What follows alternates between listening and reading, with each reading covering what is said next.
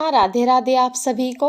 आज मैं आपको सुनाऊंगी पुरुषोत्तम मास में भगवान शिव की और भगवान शिव के परम भक्त एक ब्राह्मण की कथा। बहुत ही अच्छी कथा है, सुनकर जरूर लीजिए। अच्छी लगेगी वीडियो को लाइक ज़रूर कर दीजिएगा। एक गांव में एक गरीब ब्राह्मण रहता था जो भगवान शिव का परम भक्त था। वह ब्राह्मण रोज जब तक ब्रह्म मुहूर्त में उठकर नित्य कर्मों से निर्विष्ट होने के पश्चात भगवान शंकर का पूजन नहीं कर लेता, तब तक उसे चैन नहीं पड़ता था। पूजा से जो कुछ भी दान दक्षिणा में मिलता था, उसी से वह ब्राह्मण अपना गुजारा करता था। इतना ही नहीं, वह ब्राह्मण दयालु भी था। जब भी कोई जरूरतमंद मिल जाता, अपनी क्षमता के अनुसार उसकी सेवा करता था।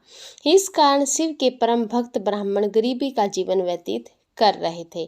उधर ब्राह्मण की इस दानी प्रवृत्ति से उनकी पत्नी उससे चिढ़ती थी, किंतु उनकी भक्ति परायणता को देख उनसे अत्यधिक प्रेम करती थी, इसलिए वह कभी भी उनका अपमान नहीं करती थी। साथ ही अपनी जरूरत का धन वह आस पड़ोस में काम करके जुटा लेती थी।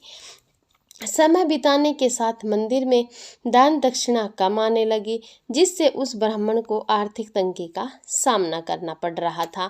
घर की मूल आवश्यकताओं की पूर्ति नहीं होने के कारण ब्राह्मण बेचारा बहुत दुखी था।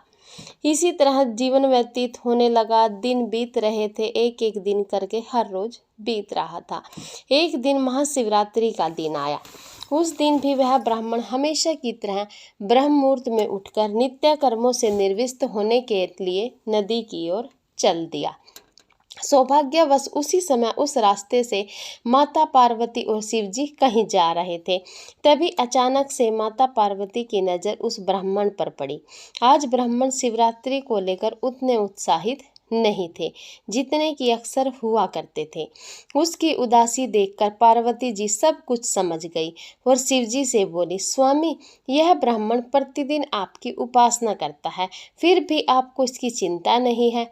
माता पार्वती की बातें सुनकर शिवजी मुस्कुराए और बोले, देवी, अपने भक्तों की चिंता मैं नहीं करूँगा तो कौन करेगा। जिस पर माता पार्वती ने शिवजी से कहा, स्वामी, आपने अब तक उसकी सहायता क्यों नहीं की है।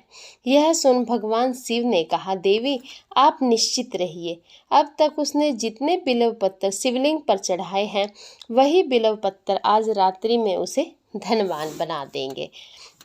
इसके बाद पार्वती और शिवजी वहां से आगे बढ़ गए, किंतु संयोग से उसी समय उस राह से एक व्यापारी गुजर रहा था। उसने छुपकर शिव और पार्वती की सारी बातें सुन ली। उसके बाद उसने सोचा, अगर बिल्व पत्थर से ब्राह्मण धनवान हो सकता है तो फिर मैं क्यों नहीं हो सकता। यही सोच वह ब्राह्मण के घर पहुंचा और ब्राह्मण से बोला, पंडित जी, आपने अब तक जितने भी बिल्व पत्थर शिव पूजन में चढ़ाए हैं, शिव भगवान पर अर्पित किए हैं, वह सब मुझे दे दीजिए। बदले में मैं आपको 100 मुद्राएं, स्वर्ण मुद्राएं दूंगा। व्यापारी की बात सुनकर ब्राह्मण ने अपनी पत्नी से पूछा तो वह बोली, पुण्य का दान ठीक तो नहीं, किंतु दे दीजिए, हमें धन की जरूरत है। पत्नी के कहने पर ब्राह्मण ने सारे बिल्व पत्थर बोरे में भरकर सेठ जी को दे दिए। उसके बाद बिल्व पत्थरों का बोरा लेकर सेठ जी मंदिर पहुंचे और शिवलिंग पर चढ़ाकर वहीं बैठ गया और धनपति बनने का इंतजार करने लगा। इंतजार करते करते सेठ जी को आधी रात हो गई। सेठ जी चमत्कार देखने के लिए बहुत उतावले हो रहे थे। आखिर तीसरा पहर गुजरने के बाद सेठ जी के सब्र का बांध टूट गया और क्रोध में आकर सेठ जी कहने लगे।